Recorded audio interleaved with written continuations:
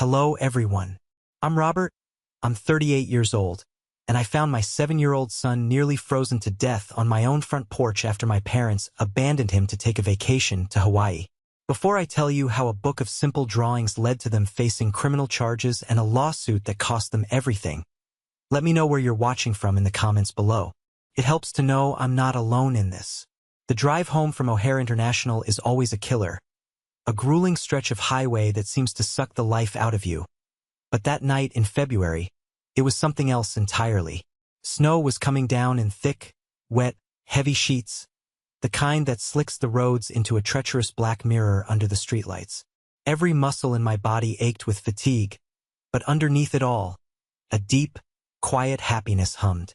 The Chicago project, the biggest of my architectural career, the one that would secure a major promotion and a significant life-altering bump to my salary, was a resounding success. I had nailed the presentation, winning over a room of skeptical developers.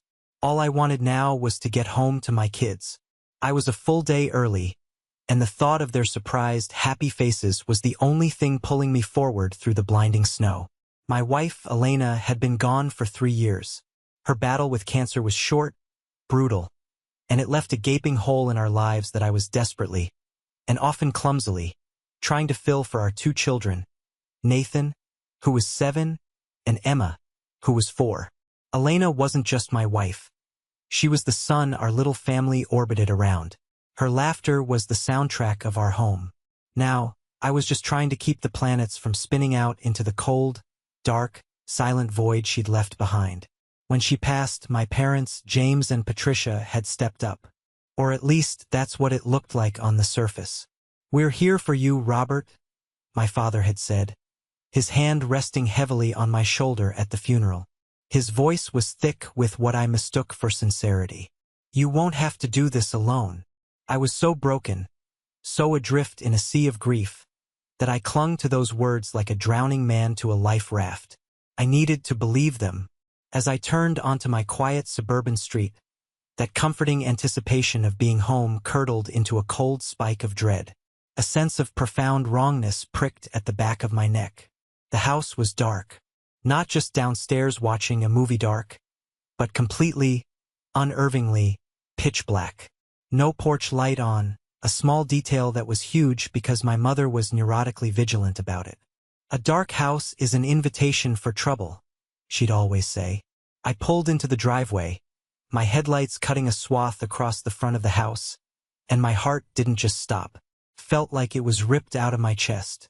There, on the porch swing, half covered by a dusting of snow, was a small, huddled shape. For a split second, my mind refused to process what my eyes were seeing. A bundle of blankets left outside? A trick of the light?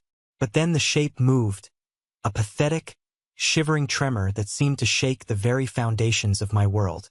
The world didn't just tilt on its axis. It fell off completely. It was Nathan.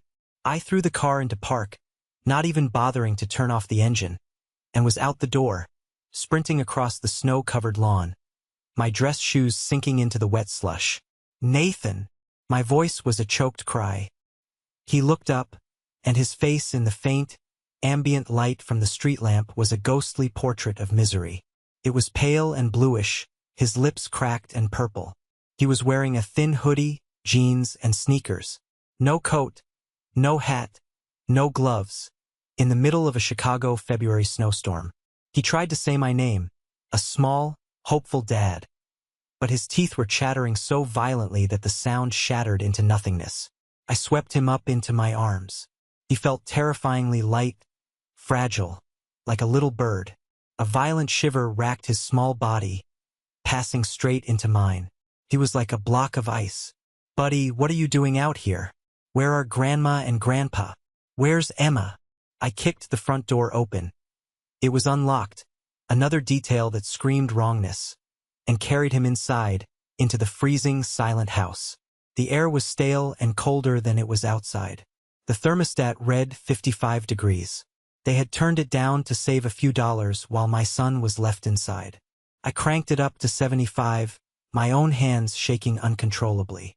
I stripped off his wet, frozen clothes, wrapped him in the thickest blanket I could find from my bed, and held him close on the couch, rubbing his arms and legs with a frantic energy, trying to force my own warmth into him. After several long, terrifying minutes, his shivering subsided just enough for him to speak. He whispered, his voice raspy and weak, a sound that will haunt me for the rest of my life. "They went to Hawaii, Daddy." The words didn't compute. They were so absurd they sounded like a language I didn't speak. What? What are you talking about, buddy? Who went to Hawaii?" "Grandma and Grandpa," he whispered, his eyes fluttering closed as his body finally gave in to the warmth and exhaustion. "With Emma. They left 3 days ago." The world went silent. The only sound in the universe was the frantic, sickening pounding of my own heart against my ribs. 3 days. My son had been alone in a cold house for 3 days. Just then, my phone, which I'd forgotten in my coat pocket, started to buzz insistently. I pulled it out with a numb hand. The screen lit up with a picture of my smiling father. The caller ID read, "Dad," and beneath it, a text message he'd sent earlier glowed with an obscene normalcy. "Having trouble with the card. Call me ASAP." I stared at the screen, and a rage I had never known I was capable of, a cold, hard, diamond-pure rage, solidified in my gut. I wasn't just a grieving son anymore. I wasn't a man trying to keep the peace in a fractured family. I was a father, and a storm was coming for them.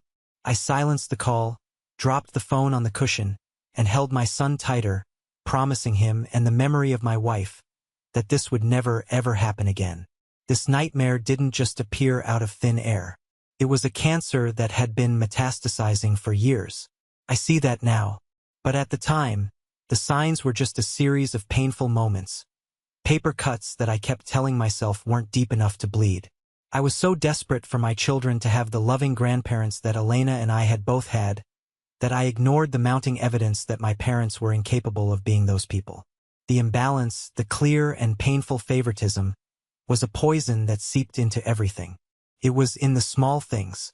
The way my mother, Patricia, would spend an hour brushing and braiding Emma's hair, cooing about her silky curls, while she'd tell Nathan to go comb that mop on your head. "You look like a little vagrant." It was in the stories they told. Every phone call was a detailed recitation of Emma's latest cute phrase, Emma's drawing from preschool, Emma's funny dance. When I'd ask, "And how is Nathan?" the answer was always a short, dismissive, "Oh, he was fine. Quiet as usual." Quiet wasn't a virtue in their eyes. It was a defect. The breaking point for me, the moment I knew I had to act, came about 4 months before the Hawaii incident. It was the annual parent-teacher conference week. I had to be at the firm for a late-night deadline, so I asked my mother to attend Nathan's conference with his second-grade teacher, Mrs. Gable. I went to Emma's preschool conference myself the day before. When I spoke to Emma's teacher, she was glowing. "Emma is a delight. So social. So bright." My mother would have loved to hear that.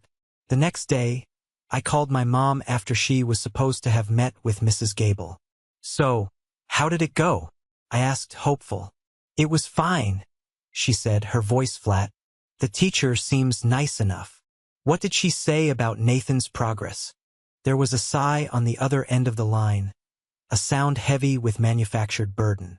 "Well, Robert, she seems to think Nathan is too withdrawn, that he doesn't participate enough in group activities. She mentioned his grades in math are slipping a little." My heart sank. Okay, did she suggest anything? A tutor? Any strategies? "Honestly, I think the woman is making a mountain out of a molehill," my mother said dismissively.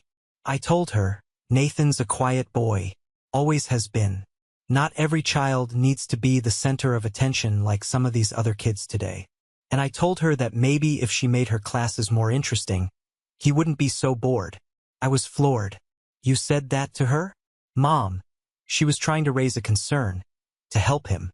"I was defending my grandson," she sniffed, her voice taking on a righteous indignation. "She's a young teacher. She doesn't understand that not all boys are loud and rough. He's sensitive.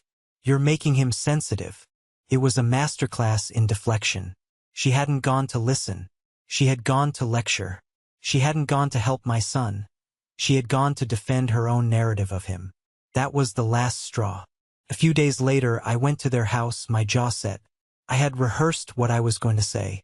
I would be calm, logical, and firm. "We need to talk about the teacher conference," I started, sitting at their kitchen table. "And about how you treat the kids." My father, James, looked up from his crossword puzzle, his face a mask of weary impatience. "This again, Robert? We went over this. Your mother handled it." "No, she didn't," I said, my voice shaking slightly despite my resolve. "She dismissed a teacher's valid concerns, just like you both dismiss Nathan every single day. The gifts, the attention, the praise, it all goes to Emma. Nathan gets the leftovers. He gets your sighs and your complaints. He's a 7-year-old boy, and you're making him feel like a burden in his own family." My mother, who had been arranging flowers at the sink, turned around, her face a perfect portrait of wounded innocence. "That is a cruel and unfair thing to say, Robert. A truly vicious thing." "Is it?" I challenged, my voice rising. "Was it fair to buy Emma a $200 dollhouse for her birthday and get Nathan a $20 sweater for his? Was it fair to take her for ice cream last week and tell Nathan he had to stay home because he hadn't finished his homework, when he had? We were trying to teach him responsibility," my father boomed. "Something you might want to try. You're coddling him, making him soft." "The world isn't soft, Robert. This isn't about the world. This is about his grandparents," I shot back. "This is about the two people who are supposed to love him unconditionally, making him feel like he has to earn his place." My mother started to cry. They weren't real tears of sorrow. They were tears of manipulation. "After all we do," she sobbed, sinking into a chair. "We give up our time, our energy. And this is the thanks we get. Accusations. You're still grieving for Elena, son. It's twisting your perspective. You're looking for someone to blame. It was a tactical nuke. Bringing up my dead wife, using my grief as a weapon against me. It knocked the wind out of me, just as she knew it would." I stared at them. My father, stern and judgmental, my mother, crumpled and weeping, and I felt the fight drain out of me. They were a perfect team. He was the hammer, she was the velvet glove that hid the fist. They had walled themselves into a fortress of denial and self-pity, and I was just a man with a battering ram made of feelings. It was useless. I left their house that day feeling smaller and more defeated than ever before. I had tried to fight and I had lost. Worse, they had made me feel guilty for even trying. They had made me question my own reality. That failure was a bitter pill to swallow, and it taught me that if I ever wanted to win, I couldn't fight them on their terms. I'd have to find a different battlefield entirely. Amidst the constant, low-grade warfare of my family life, Nathan had his sanctuary. It was a world built of paper and graphite, of charcoal and ink. His drawing was more than a hobby.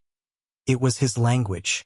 It was how he processed the world, how he expressed the things he didn't have the words for. He drew fantastical cities with soaring towers and impossible bridges, knights in intricately detailed armor, and quiet, soulful portraits of our golden retriever, Buddy, that captured the dog's personality perfectly. I knew my mother saw it as a mess, a source of stains on his clothes and smudges on the walls. "Why can't he do something productive?" she'd ask.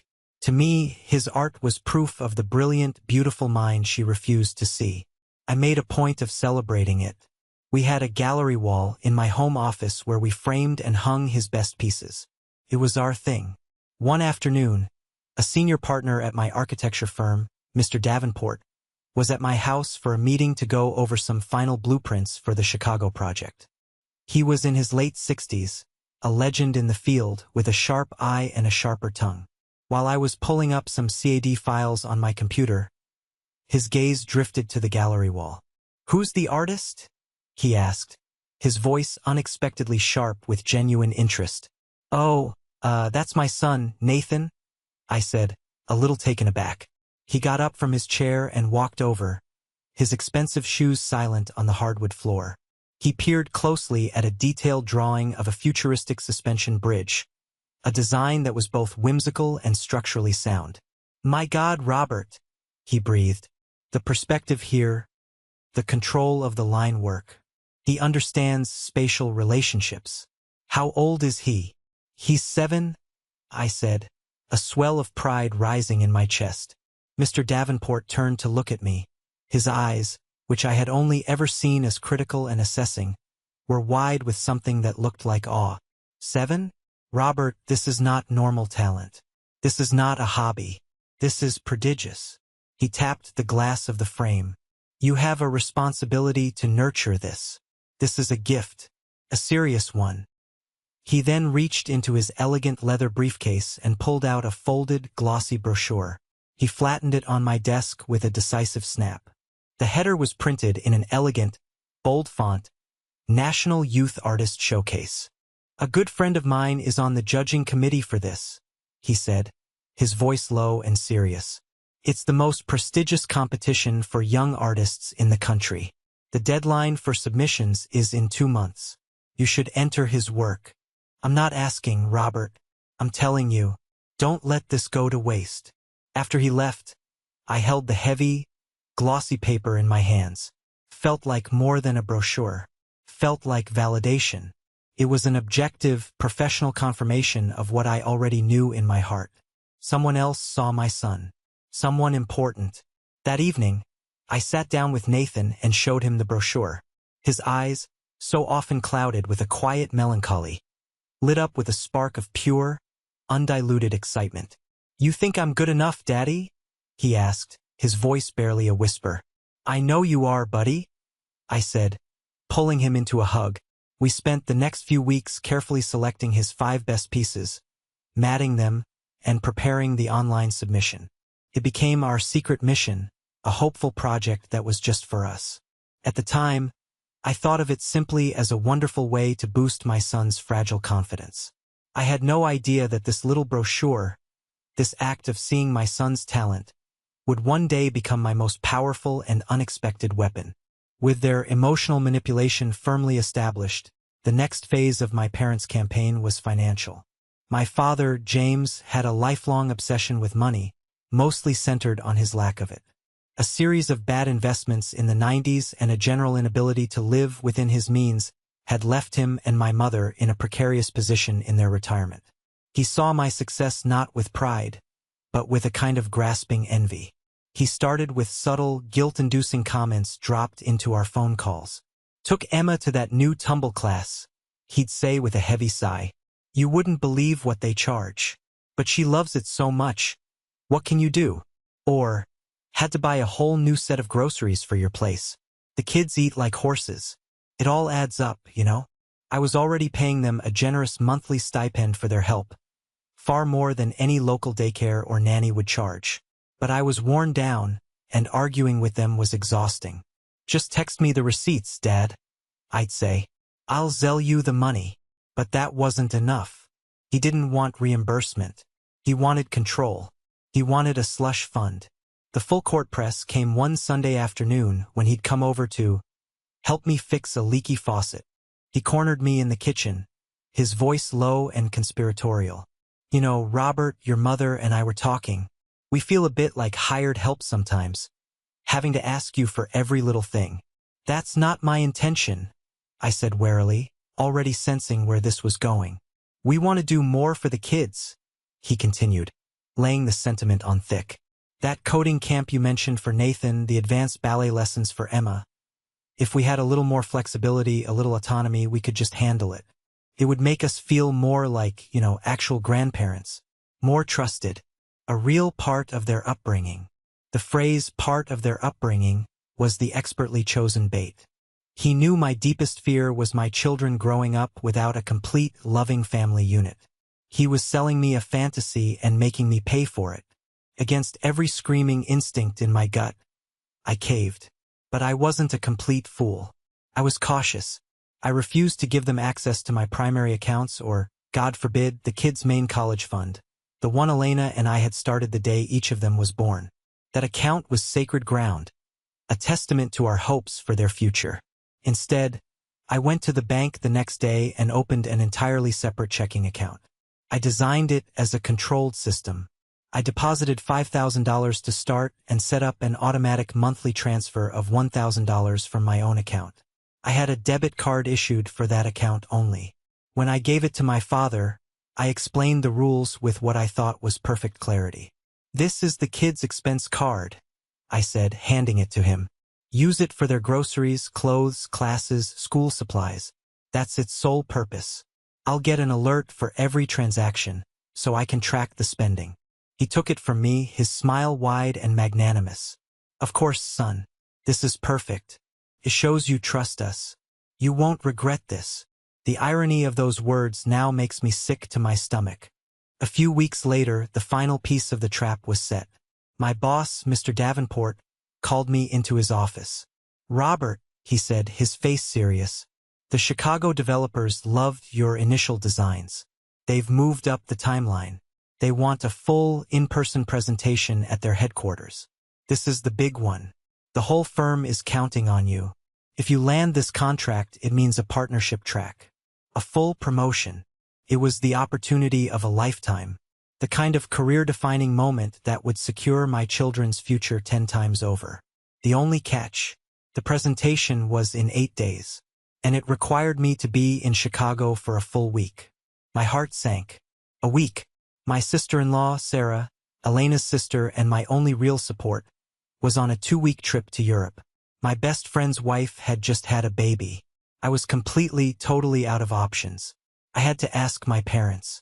When I told them, my mother's face lit up with an almost unnerving enthusiasm. "A whole week? Of course, we'll take them. Don't you worry about a thing. You go and focus on your work." "This is wonderful news, Robert." My father patted me on the back, a gesture that felt more like he was claiming a prize than offering support. "Go make us proud, son. We've got everything here under control." They seemed so genuinely happy for me, so eager to help. And because I so desperately needed them to be, I chose to believe them. I ignored the cold, heavy knot of dread in my stomach. I packed my bags, kissed my children goodbye, and walked away, leaving them in the care of the 2 people I should have trusted the least in the world. I didn't know it then, but I wasn't just leaving for a business trip. I was leaving my son on the doorstep of the greatest betrayal of his young life. The first few days in Chicago were a whirlwind of high-stakes meetings, late-night revisions in my hotel room, and the kind of adrenaline-fueled focus that only a career-defining project can induce. But no matter how consumed I was by the work, a part of my mind was always back home. I called every single night, needing to hear my kids' voices to anchor me.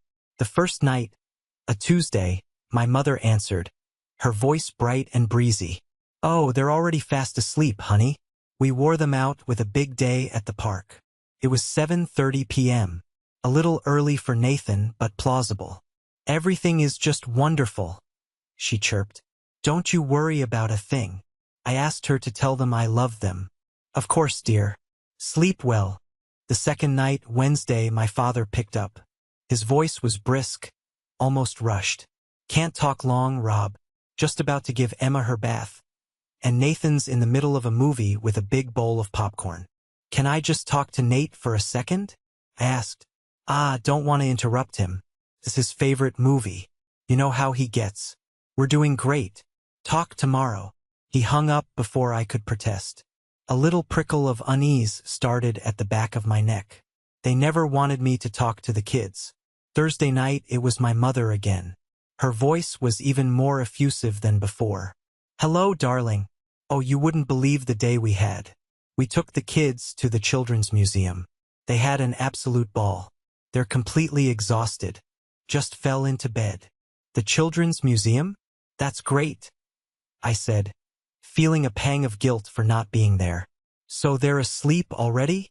Like little angels," she confirmed. "I'll give them an extra big hug and kiss from their daddy." Each call was like a perfectly painted theatrical backdrop.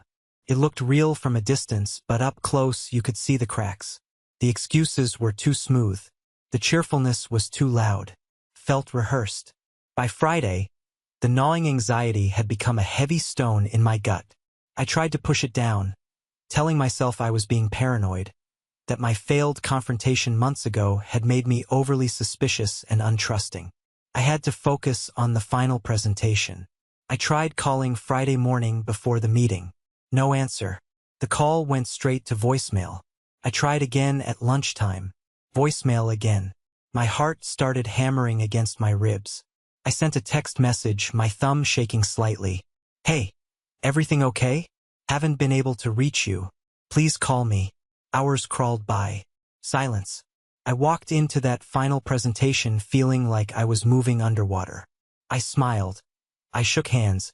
I delivered the pitch of my life with a calm, confident voice, while a silent scream was building inside my mind. Where are my children? After the handshakes and the enthusiastic congratulations from the developers, the moment I was alone in the hallway, I yanked my phone out again. Finally, there was a text message. It was from my mother. It was so brief, so casual that it was utterly chilling. So sorry. Crazy day. Went on a little impromptu field trip. Everyone is fine. Talk tonight. A field trip? On a Friday. A field trip that made them unreachable all day? The lies were unraveling. Something was deeply, horribly wrong. My work in Chicago was done. The partners were planning a celebratory steak dinner that night. I made my decision in a split second. I found my boss, Mr. Davenport, who was beaming. They loved it, Robert. They're drawing up the contracts. We did it. Sir. Thank you for everything, I said, my voice tight. There's a family emergency I have to get home to. I'm catching the next flight out. His smile faded, replaced by concern. Of course, son. Everything all right? I hope so, I said. I'll call you from home. I booked a flight leaving in less than 2 hours. On the frantic cab ride to O'Hare, and during the entire turbulent flight home through the storm, I was no longer rehearsing arguments. I was playing out disaster scenarios. Car accident. A sudden illness. My mind refused to go to the one place it should have. The truth was so monstrous, so far outside the bounds of normal human behavior, that my imagination simply couldn't conceive of it. The sight of Nathan on that porch swing, as I've already told you, didn't just break my heart. It fundamentally rewired my soul. After getting him inside, wrapped in blankets and shivering uncontrollably on the couch, my first instinct was to call 911. But he was conscious, he was talking, and a selfish part of me, the part that still couldn't believe my own parents were capable of such a monstrous act, needed to understand before I brought the whole world crashing down. I held him, talking to him softly, telling him he was safe, that Daddy was home. I made him some warm tomato soup and grilled cheese, his favorite comfort food. He ate with a desperate, frantic hunger that was terrifying to watch. He devoured it like a starving animal, not a 7-year-old boy in his own home. Was there no food, Nate? I asked, my voice barely a whisper, afraid of the answer. He swallowed a big gulp of soup. There was some cereal, he said, his voice small and raspy. But we ran out of milk yesterday, and some bread. But it got all hard and crunchy. He looked up at me, his eyes wide and earnest, as if he was afraid he'd done something wrong. I tried to make toast, but I'm not allowed to use the toaster by myself. My throat closed up. He had followed the rules. He had been a good boy while he was starving. What else did you do, buddy? For 3 whole days. I watched TV mostly, he said, looking down at his soup. It was scary at night. The house makes noises. I know it does, I said, my heart aching. I slept in your bed, he confessed, as if it were a crime. Because it smells like you, and I brought Buddy in. But he cried a lot because he had to go potty outside. He was worried about the dog. In the midst of his own terror and abandonment, he was worried about our golden retriever. The sheer, heartbreaking goodness of him was a knife in my gut. When did they leave, Nate? Tell me everything you remember, I urged gently. It was Wednesday morning, he said, his memory sharp and clear. Grandma woke me up. She was all dressed up. She said they were going on a special trip with Emma, because Emma was her special princess. She said I had to be a big boy soldier and stay home to protect the house from robbers. The cold, calculated cruelty of it stole my breath. They hadn't just left him. They had poisoned him with a lie. They had framed their abandonment as a noble mission, a burden he had to carry. "I tried, Daddy," he said, his little chin trembling. "I locked the doors every night. I checked them 3 times.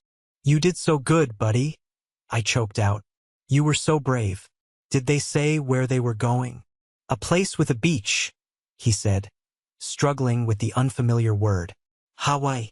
Hawaii. The name hung in the air of the cold room, so grotesquely out of place, so monumentally selfish, that I almost laughed a hysterical, broken laugh. They had taken my daughter to a tropical paradise and left my son to freeze and starve in a Chicago winter. That was it. The last shred of doubt, the last vestige of filial loyalty, evaporated. I bundled Nathan up in my own thick, down-filled winter coat, which swallowed him whole, carried him to the car, and drove straight to the nearest hospital emergency room. I didn't care about appearances. I didn't care about a family feud. I cared about evidence. I cared about having an official, undeniable record of what they had done to my son. The ER was a chaotic blur of fluorescent lights, beeping machines, and the sharp, clean smell of antiseptic. A kind, calm, middle-aged doctor named Dr. Evans took charge.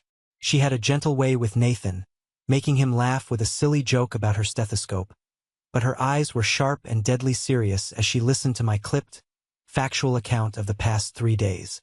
She and a nurse went to work, checking his vitals, his temperature, his hydration levels, drawing blood. They wrapped him in heated blankets. After about an hour, Dr. Evans came back to the curtained-off room where I was holding Nathan's hand. "Physically, he's going to be fine," she said, her voice low and professional, but with an undercurrent of anger that I recognized and appreciated. "He's suffering from mild hypothermia and significant dehydration, but we've got him warmed up and an 4-drip going. His core temperature is almost back to normal. No frostbite, thank God. We'd like to keep him for a few more hours for observation, just to be absolutely sure." A wave of relief so powerful it made me dizzy washed over me. "Thank you, doctor. Thank you." She put a comforting hand on my arm, but her expression hardened. "Mr. Miller," she said, her voice dropping even lower, "I need you to understand. I am legally and morally obligated to report this to the Department of Child and Family Services. Leaving a 7-year-old child unattended for any length of time is neglect. Leaving him for 3 days in a cold house with inadequate food, that is criminal child abandonment. There is no gray area here." "I understand," I said, my voice hoarse but firm. "And I want you to. I want a full report. I want everything documented. Every detail." She gave me a firm, resolute nod. "You'll have it." Sitting there, in the sterile quiet of the hospital, holding my son's small, warm hand, everything became brutally, beautifully clear. The years of subtle favoritism, the gaslighting, the emotional manipulation, the financial theft, it was all a prelude to this. This was not a mistake. This was not a lapse in judgment. This was a choice. They had chosen to discard my son like he was garbage. And I was going to spend the rest of my life making sure they regretted it. After Nathan was discharged, looking small and pale but safe in a new set of warm clothes the hospital provided, we went home. I tucked him into my own bed, surrounding him with a fortress of pillows, and he was asleep in seconds, his little body finally giving in to the safety he had been denied. The house was quiet again, but it was a different kind of silence now. It was the heavy, charged silence before a war. I went straight to my office, sat down at my desk, and opened my laptop. My hands were steady. The rage had burned away the shakes, leaving behind a cold, hard resolve. I needed to see the full extent of the damage. I needed the paper trail. First, I logged into the separate expense account I had set up for them, the one with the debit card. As I expected, it was nearly empty. The transaction history told a story of escalating audacity. There were the usual grocery store charges, a few small purchases from Target, a trip to a local toy store where they had clearly loaded up on things for Emma. And then, there was the final transaction from Wednesday morning, a cash withdrawal from their home bank's ATM, $2,000. My mother's lie about a field trip flashed in my mind. That must have been their pocket money for paradise. My jaw was clenched so tight it ached. With a sense of dread, I navigated to the main login page for the college fund. This was the account that held my children's future, my hopes, the legacy of my wife's love and planning. It was sacred ground, and they had trespassed upon it. I typed in my password and hit enter. The account summary loaded onto the screen. My eyes scanned the balance, and my breath caught in my throat. It was thousands of dollars lower than it should have been. And then I saw it. A single transaction posted on Wednesday morning, just hours after they would have woken Nathan up with their lies. Wire transfer to Aloha Dreams Travel, LLC. Minus $15,000. $15,000. Couldn't breathe. It was a physical sensation.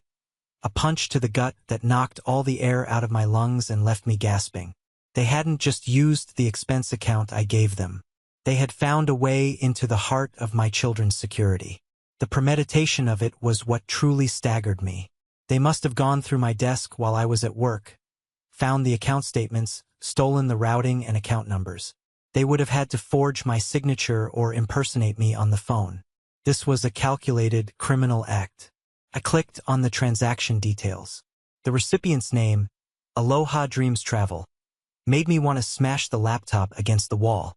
They had stolen my children's education money to pay for their 5-star grade A betrayal. The rage that had been simmering inside me for days, for years, finally exploded. It was a clean, purifying fire. All the grief, all the exhaustion, all the self-doubt, all the times I had let them make me feel small and weak. It all burned away, leaving behind only a cold, hard, crystalline certainty.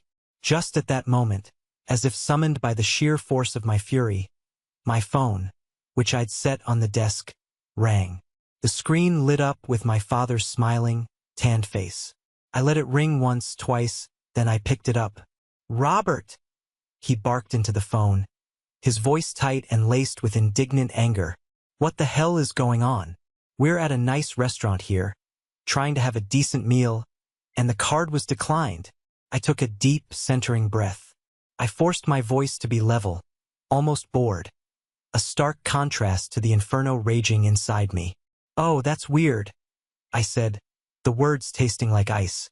"The bank must have flagged some suspicious activity and put a temporary freeze on the account. You know how they are with security these days." "Suspicious activity? What are you talking about?"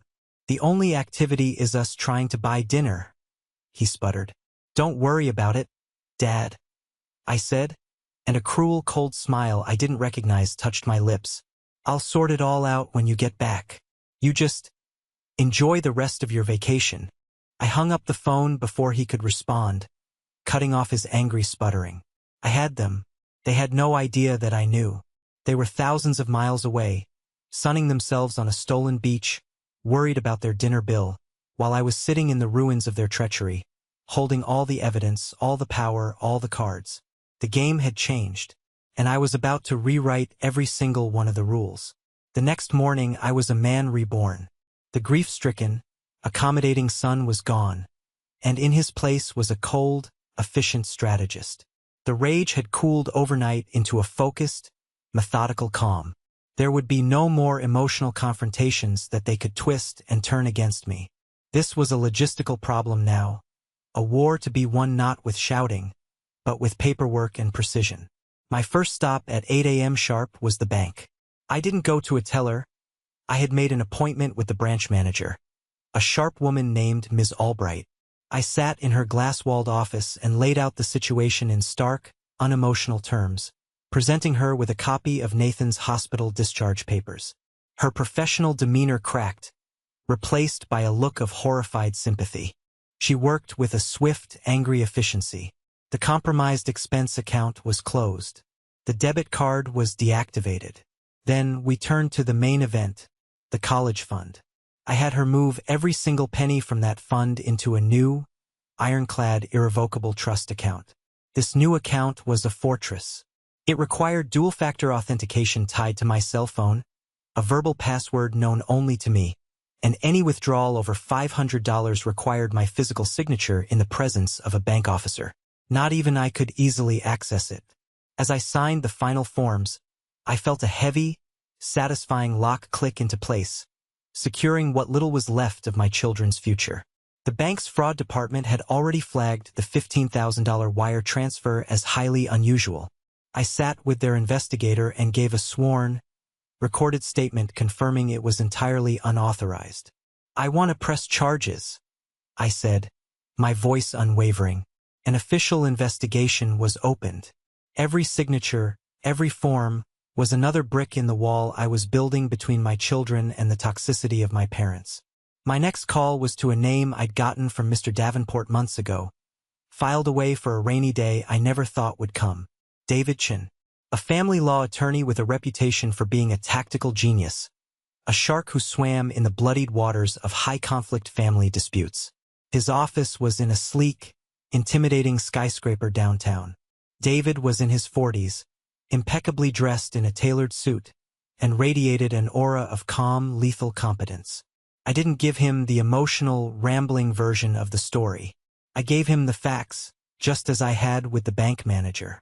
I laid out the timeline, the history of neglect, the gaslighting, the abandonment, the medical report from Dr. Evans, the unauthorized bank transactions, the lies over the phone. I slid a neatly organized folder across his polished mahogany desk. Contained printouts of everything. He listened without a single interruption, his dark eyes scanning each document as I spoke. When I was finished, he steepled his fingers, leaned back in his leather chair, and looked at me for a long moment. "Mr. Miller," he said, his voice even and measured, "this is one of an egregious cases of parental misconduct I've seen in some time. What is your desired outcome?" "I want the money back," I said, my voice hard as steel. "Every single cent. And I want to ensure they can never, ever get near my children again. I want to discuss sole legal custody, a permanent restraining order, whatever it takes to legally sever their rights as grandparents. I want them erased from my children's lives." David gave a slow, deliberate nod. "We can certainly achieve that," he said. "The evidence is overwhelming. We'll file a civil suit for the return of the funds, plus significant punitive damages for the emotional distress inflicted upon you and your son. And I strongly, strongly advise you to follow through on filing a criminal complaint. A criminal record will make any future attempt by them to gain visitation rights through the courts nearly impossible." "Good," I said. The word felt solid, final. "What's our first move?" "Our first move is to do nothing," David said, a thin, cold smile playing on his lips. "We wait for them to come home. We let them walk, tanned and self-satisfied, straight into the trap they so diligently set for themselves. Don't contact them. Don't answer their calls. Let them stew in their own arrogance." I left his office feeling powerful. For the first time in years, I wasn't just reacting to my parents' whims. I was planning. I had a professional, an expert, a general on my side. I wasn't just their son anymore. I was a client, and we had a rock-solid case.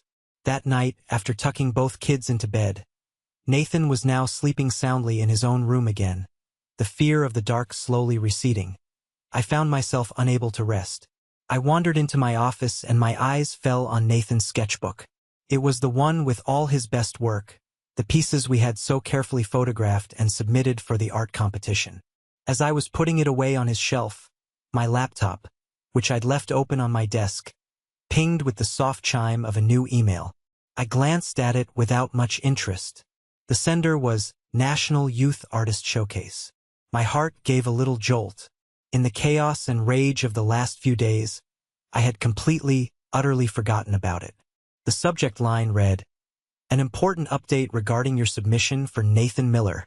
My hands trembled slightly as I sat down and clicked it open. I was expecting a polite, formulaic rejection. "A thank you for your submission. We received many qualified entries." But that's not what it said. The email was short, formal, and it made the hair on my arms stand up. "Dear Mr. Miller, it is with immense pleasure that the Board of Judges and I inform you that Nathan Miller has been awarded the grand prize in the 7 to 10 age category for the National Youth Artist Showcase. His portfolio, Cityscapes and Creatures, demonstrated a maturity of vision and a technical skill that was, frankly, unprecedented in this age group. The award includes a cash prize of $3,000 and a 2-page feature in our annual publication, Young Masters. A formal letter of congratulations and the prize check are in the mail. Furthermore, as part of our mission to connect young artists with the professional art world, we shared the winning portfolios with a select group of gallery partners. We have already been contacted by the Galerie de Jeunesse in Soho, New York City. They are exceptionally interested in acquiring several of Nathan's pieces for their upcoming Young Masters of the 21st Century exhibition and would like to discuss terms of purchase at your earliest convenience. Congratulations to the gifted young artist. I read it once, then twice, then a third time, the words blurring through a sudden film of tears. But these weren't tears of sadness. They were tears of fierce, vindicated pride. I leaned back in my chair, the email glowing in the dark room. A slow smile spread across my face. It wasn't a happy smile. It was the smile of a man who had just been handed a nuclear warhead in the middle of what he thought was just a knife fight. They thought my son was a burden, a messy, difficult, worthless problem. They had cast him aside for his more fun sister. But in the real world, the world outside their tiny, toxic, self-serving bubble, my son was a grand prize winner, a recognized talent, an artist sought after by a New York City gallery. The board was set, the pieces were in place, and I was holding the checkmate move in my hand. All I had to do now was wait for the king and queen to arrogantly walk right into my line of fire. They came back on a Sunday evening, 2 full days after I'd hung up on my father in Hawaii. I knew exactly when they were coming. I had tracked their flight online, watching its little icon crawl across the map of the United States.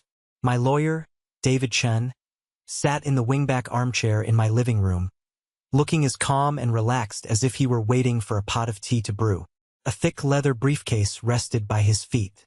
The house was clean, quiet, and humming with a tense, palpable energy. It felt like the air in the moments before a lightning strike.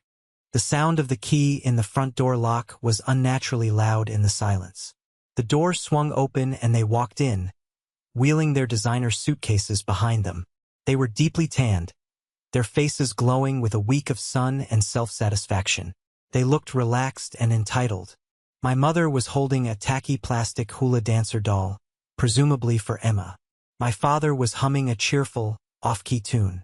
They looked, for all the world, like any other retired couple returning from a well-deserved vacation. Then they saw me sitting on the couch, and they saw David, a stranger in a sharp suit, in their son's living room. The smiles froze and evaporated from their faces. "Robert," my mother said, her voice immediately sharp and laced with suspicion. She clutched her purse to her chest like a shield. "What's going on? Who is this man?" "This is David Chen," I said, my voice flat, cold, and devoid of any emotion. "He's my attorney." The word lawyer landed in the center of the room like a grenade. My father's face, which had been a cheerful, sun-kissed pink, began to mottle and pale. "A lawyer?" he sputtered, his voice a mixture of confusion and outrage. "What in God's name for? Are you being sued?" "No," I said. "You are." David stood up, a gesture of polite, commanding authority. "Mr. and Mrs. Miller," he said, his tone perfectly courteous but firm. "Please have a seat." He gestured to the couch opposite his armchair. They hesitated, looking from me to David and back again, before perching stiffly on the edge of the cushions, their suitcases abandoned by the door. My father, ever the bully, recovered first, deciding that offense was the best defense. "I don't know what kind of sick game you're playing, Robert, but it's not funny. Your mother and I were publicly humiliated. Our card was declined in a packed restaurant, and you wouldn't answer your phone. We were worried sick that something had happened to you." "Worried?" I repeated the word, letting it hang in the air like poison gas. "You were worried. That's an interesting choice of words." David leaned forward slightly, placing his hands on his knees. "Mr. and Mrs. Miller," he began, his voice smooth as silk but with an edge of steel. "We're here to discuss the events of the past week. Specifically, the time period from Wednesday morning, February 12th, to Saturday evening, February 15th. My mother clutched her purse tighter. I don't know what there is to discuss. We took a short, much-needed trip. We're retired. We're allowed to travel. A trip to Hawaii, I believe, David said, his voice never changing its calm, measured tone. He reached into his briefcase, took out a single sheet of paper, and placed it on the coffee table between them.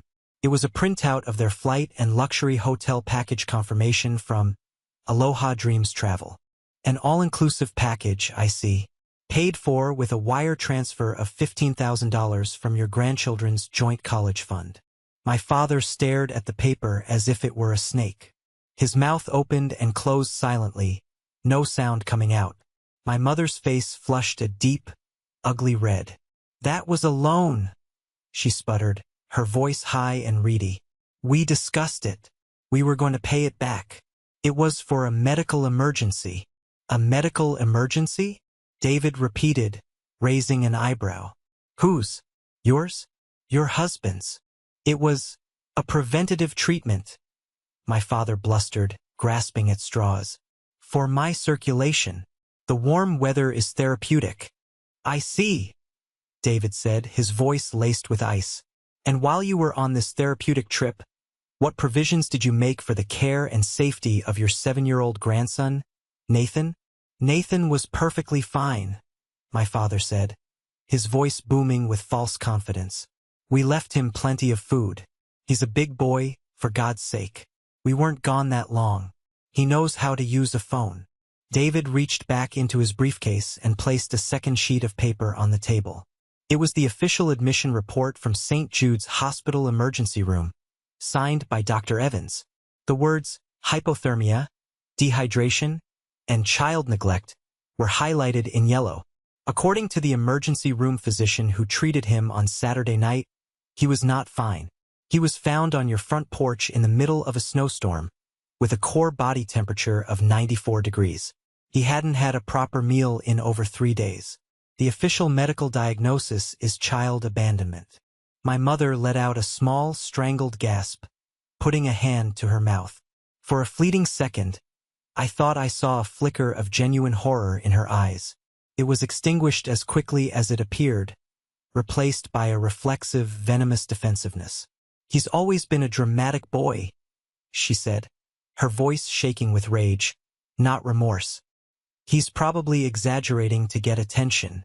He's always been difficult. He's a difficult child, my father echoed, nodding his head vigorously, seizing on the new narrative. Always has been. Moody. Withdrawn. He's not like Emma. Emma is pure sunshine. She's a joy to be around. It's easier to connect with her. You should understand that, Robert. You're his father. I just stared at him, my own anger so immense it had become a profound, ringing silence in my ears. He was admitting it. He was sitting in my living room in front of my lawyer and admitting that they favored one grandchild to the point of criminally neglecting the other because the neglected one was difficult. The sheer, unadulterated audacity of it was breathtaking.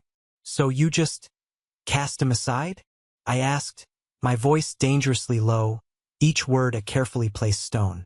Because he's not fun enough for you? Because he's quiet? Because he'd rather sit and draw than dance to whatever tune you're playing that day?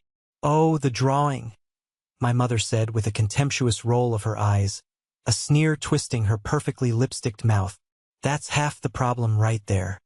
He's always off in his own little world, making a mess with his charcoal and his pencils. It's not healthy. It's not normal. He needs to be more engaged with the real world, not hiding away with his silly little scribbles.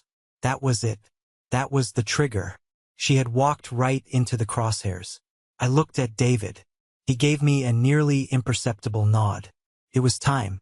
I stood up slowly, walked over to my desk, and picked up a crisp, white, business-sized envelope.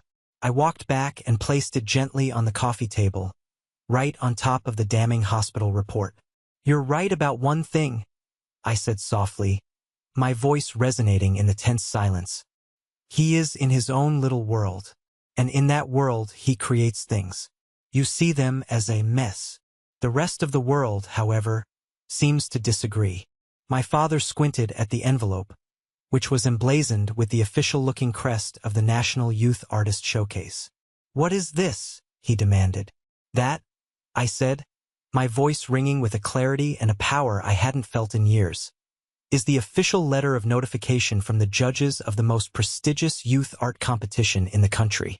It's informing me that your difficult grandson, the one with the unhealthy and messy hobby, has just won the grand prize.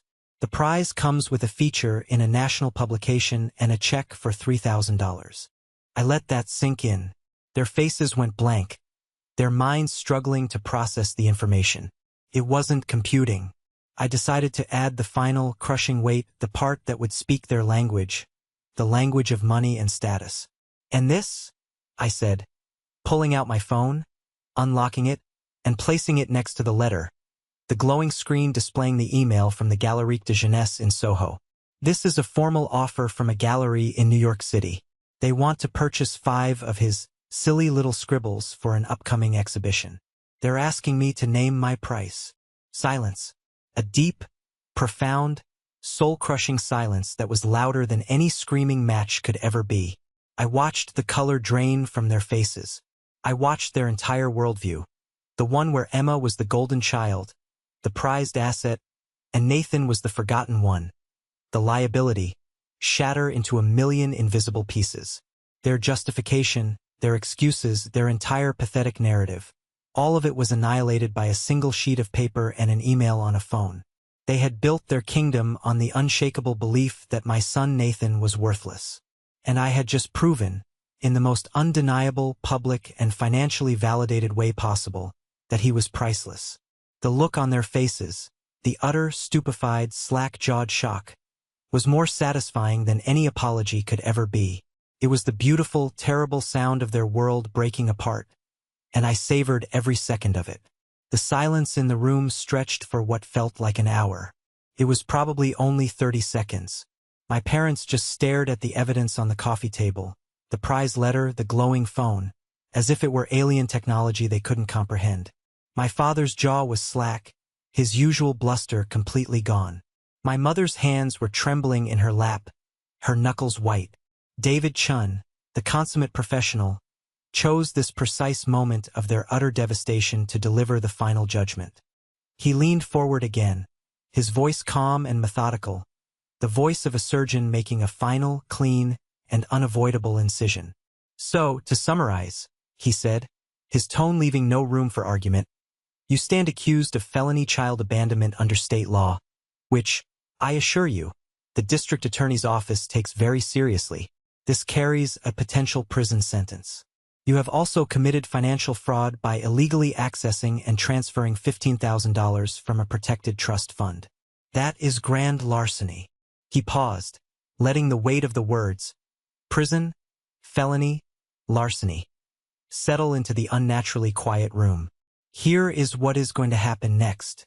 We will be filing a civil suit this week, demanding the immediate return of the stolen $15,000. In addition, we will be suing for punitive damages for the extreme emotional distress inflicted upon my client and his minor son. We have settled on the amount of $30,000. He looked them both directly in the eye. "That is a total of $45,000 you owe my client." My father made a choking, gagging sound. "45,000?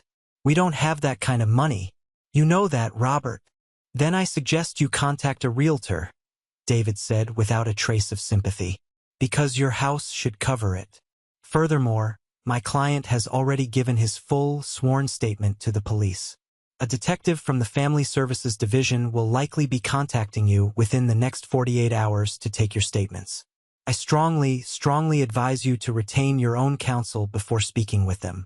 Though frankly, at this point, I'm not sure what a lawyer could do for you."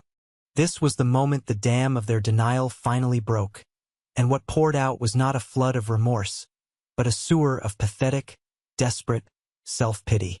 "Robert, you can't do this to us," my mother wailed, her voice cracking, her face contorting into a mask of terror.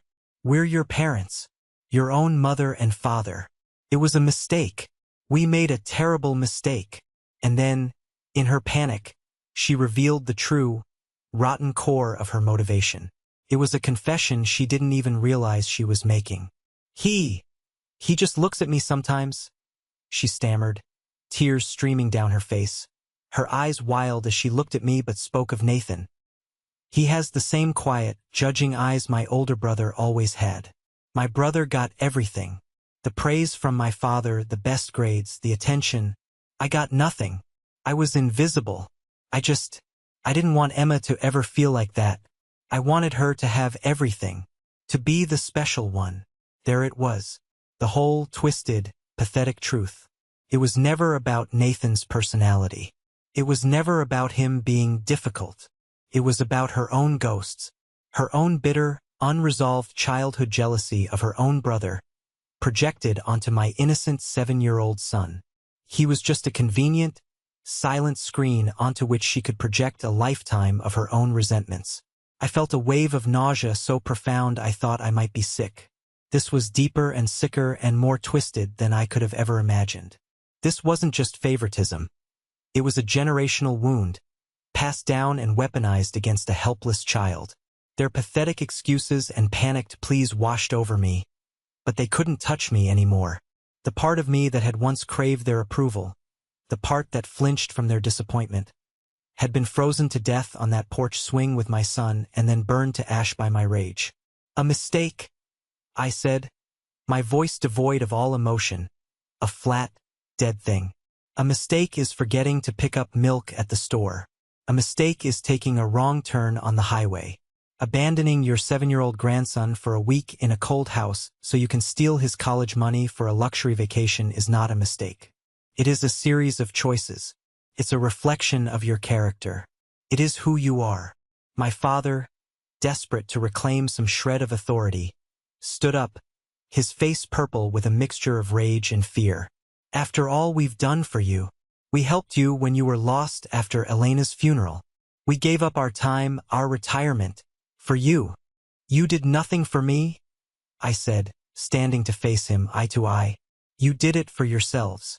You did it so you could have a living doll to play with, one who didn't talk back. You did it so you could have a project, a do-over of a childhood you resented. You never cared about them as people. You only cared about how they made you feel. I walked to the front door and pulled it open wide. The cold February evening air rushed in, clean and sharp. This conversation is over, I said, my voice final. And so are we. You will not see me again. You will not see Emma again. And you will most certainly never be in the same room as Nathan again for as long as you live. From this moment on, you will communicate with me only through your lawyer. Now get out of my house. They stared at me, dumbfounded, their mouths agape. It was as if the concept of me, their compliant son, setting a firm, unbreakable boundary was something so alien they couldn't process it. My mother started to sob again, a desperate, pleading sound. My father started to bluster, to threaten. But just then, as if on cue, a dark, unmarked car pulled up to the curb. Its headlights cut through the darkness, illuminating the falling snow. A man in a heavy detective's coat got out and started walking purposefully up the path to my front door. My parents saw him. They saw the badge clipped to his belt. The last of their fight, their threats, their pleas drained away, replaced by a stark, animal terror. Without another word, they grabbed their purses and coats, brushed past me without making eye contact, and scurried out into the night, like vermin caught in a sudden bright light. I stood in the open doorway and watched them go. I didn't feel triumph. I didn't feel joy. I just felt quiet. The storm had passed. I greeted the detective, invited him in, and then I closed the door, shutting my parents out of my life for good. For the first time in 3 long years, the air in my own home felt clean. The 6 months that followed were an exercise in demolition and reconstruction. Not of a building, but of a life. The legal battle was, as David had predicted, ugly but swift. Faced with the mountain of irrefutable evidence, my parents' lawyer advised them to settle the civil suit immediately to avoid a more public, and even more damaging, trial. They had to sell their house, the house I grew up in, a place full of complicated memories, to pay the $45,000 they owed me. The moment the check cleared, I deposited it straight back into the kids' new, fortified college fund. It felt like restoring a stolen artifact to its rightful place. The criminal case proceeded. To avoid the risk of jail time, they ended up pleading guilty to a lesser charge of reckless endangerment. Their sentence was 2 years of probation, a hefty fine, and court-mandated family counseling they would have to attend alone. The story inevitably got out in their small, gossipy suburban community.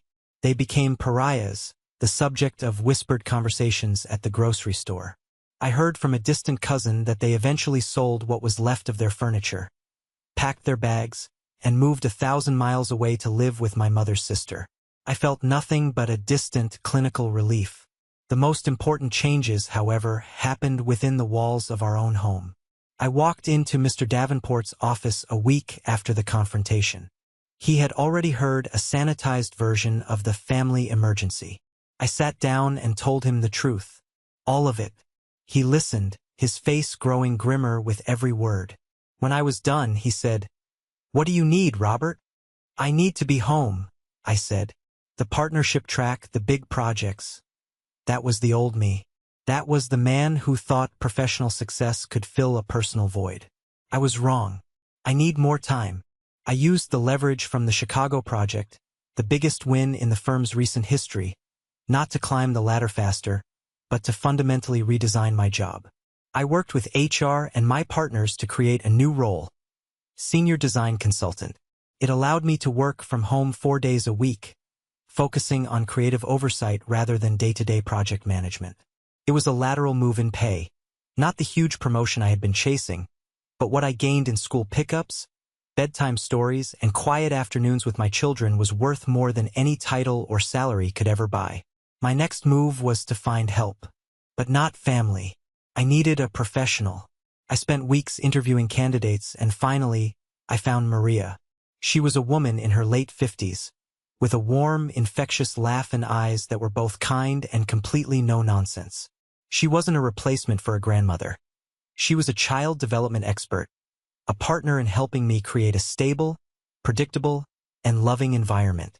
She brought structure, joy, and the smell of freshly baked bread back into our home.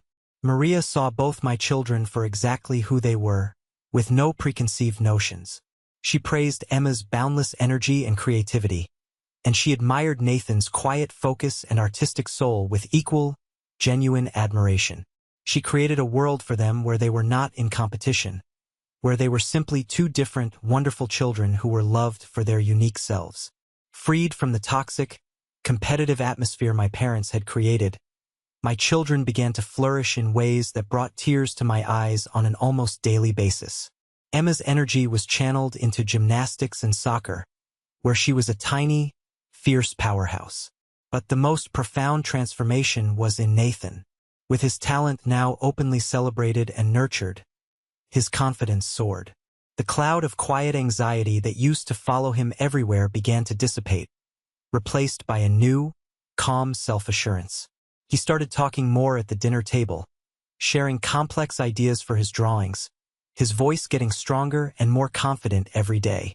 The corner of his bedroom was transformed into a real art studio, with a proper easel and organized supplies. His work was proudly displayed not just in my office, but all over the house. It was the wallpaper of our new life. One of the most beautiful changes was in his relationship with Emma. Without the constant, unspoken pressure to compete for affection, the natural sibling bond that had been suppressed and twisted began to grow.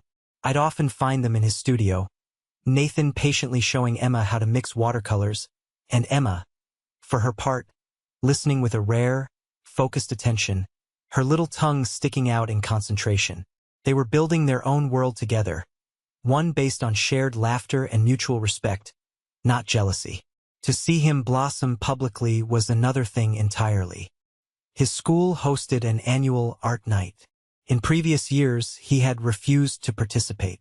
This year, his teacher, Mrs. Gable, asked if he would be willing to be the featured artist for the second grade. He agreed.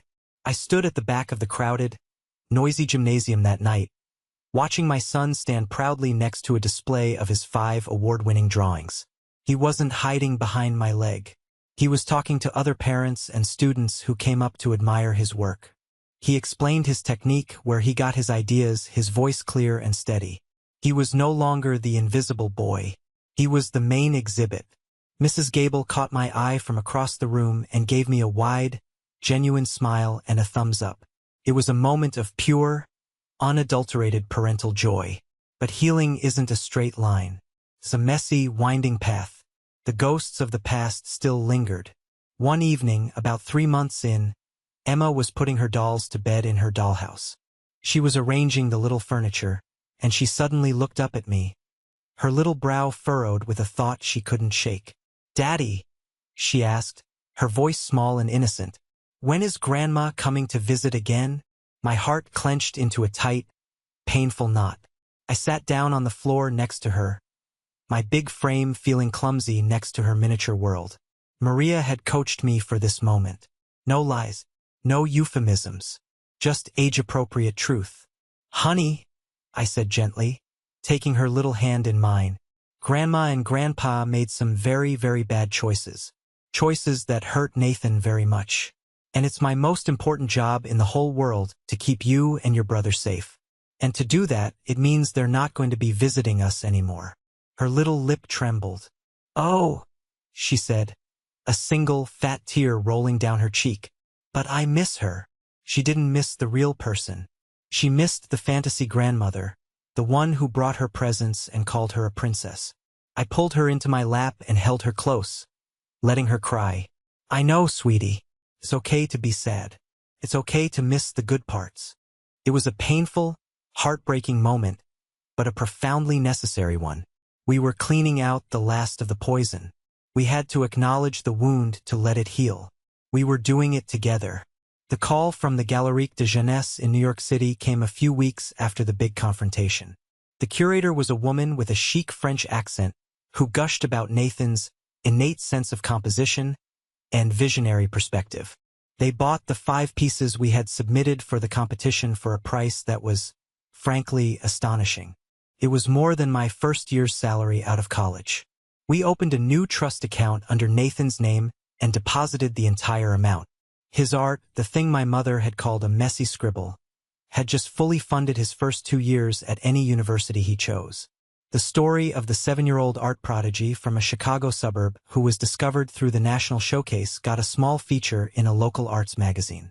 It came with a glossy picture of Nathan, standing proudly next to his work, a genuine, confident smile on his face. One quiet afternoon, I was sitting at my desk, looking over the final settlement papers from David Chun. The legal fight was officially over. All the documents were signed, all the money transferred. There was no grand sense of victory, no triumphant fist-pumping moment. Just a quiet, profound sense of relief. The war was over. I looked out the window into our backyard. Maria was pushing Emma on the swing, her laughter carrying on the breeze. Nathan was sitting in the grass under the shade of our old oak tree, his sketchbook open on his lap, his pencil moving deftly as he drew the way the sunlight filtered through the leaves. They were safe. They were happy. They were loved, unconditionally. And I realized in that moment that the money, the lawsuit, the public shame for my parents, none of it was the real victory. The real victory was this quiet, ordinary, beautiful afternoon. It was the peace I had fought for. It was the future Elena would have wanted for our children. I hadn't just won a lawsuit. I had won my family back from the brink of a destruction I hadn't even seen coming. It's a funny thing, the concept of an inheritance. Before all of this, I thought it was about money, property, the tangible things you leave behind when you're gone. My parents were obsessed with what they felt they were owed, what they deserved from me, from the world. They spent their lives chasing a feeling of importance they thought money could buy. But they were fundamentally, tragically wrong. The other night, I was going through an old photo album, a task I hadn't had the strength for in years. I found a picture of Elena that stopped me cold. It was from before we had kids on a hiking trip in the mountains. She was standing on a sun-drenched peak, her arms thrown wide, laughing into the camera, her eyes full of a fierce, wonderful, untamable joy. I felt that familiar ache in my chest, the phantom limb of her presence, the missing of her that will never truly go away. Then, I heard a shriek of laughter from the living room. I closed the album and walked out. The scene in front of me was one of beautiful chaos. Nathan and Emma had built a massive fort out of every couch cushion and blanket in the house. Nathan was on his hands and knees, wearing a colander as a helmet and pretending to be a dragon, and Emma, armed with a foam sword, was shrieking with delight, "Slay the dragon! Slay the dragon!" I stood there in the doorway, just watching them, a silent observer of their joy. And I realized in that moment what Elena's true inheritance was. It wasn't the small life insurance policy or her share of the house. It was this. It was the boundless love she poured into our family in the short time she had. It was the kindness she embodied, the lesson she taught me every day that every single person, especially a child, is a universe of priceless, unique wonders. My parents had tried to poison that inheritance. They had tried to teach my children that love is conditional, that your value is measured in how much fun you are, how compliant you are, how many presents you receive. They tried to teach them that one child was a treasure and the other was a burden. They failed. By cutting them out of our lives, by choosing my children over the toxic, ingrained demands of my own blood, I wasn't just protecting Nathan and Emma from harm. I was actively protecting Elena's legacy. I was finally stepping up to be the husband she would have been proud of, and the father my children deserved all along. I broke the cycle of their resentment and bitterness. I chose to inherit her love, not their poison. And that, I now know, has made all the difference. My life isn't perfect. I'm still a single dad, figuring things out one day at a time. But our little house is no longer a place of silent grief and unspoken tensions. It's a home. It's a fortress built of couch cushions, filled with dragon roars and giggles, and decorated with the brilliant, priceless art of a boy who knows, without a single shadow of a doubt, that he is seen, he is valued, and he is loved. That is a victory worth fighting for. That is a legacy worth building. Thank you for listening to my story. I hope it touched you in some way, and maybe served as a reminder that you have the power to choose what kind of life you build for yourself and your children. Have you ever been in a situation where you had to make an impossible choice to protect your family? Please, share your story in the comments below. I read them all. And don't forget to like this video and subscribe for more content. It really does help.